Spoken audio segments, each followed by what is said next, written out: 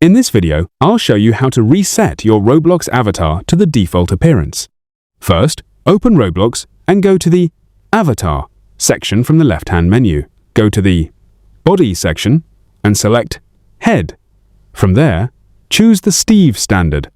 Now, go to the Hair section and select the Pal hair. After that, return to the Body section. Select Torso, then choose the man torso. Next, select Right Arm Times and choose the man right arm.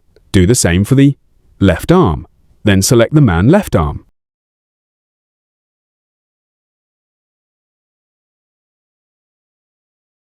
Now, choose right leg and select the man right leg. Finally, select left leg and choose the man left leg.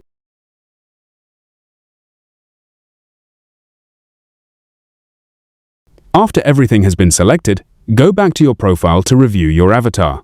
Your Roblox avatar should now be restored to its default appearance, with the basic items equipped.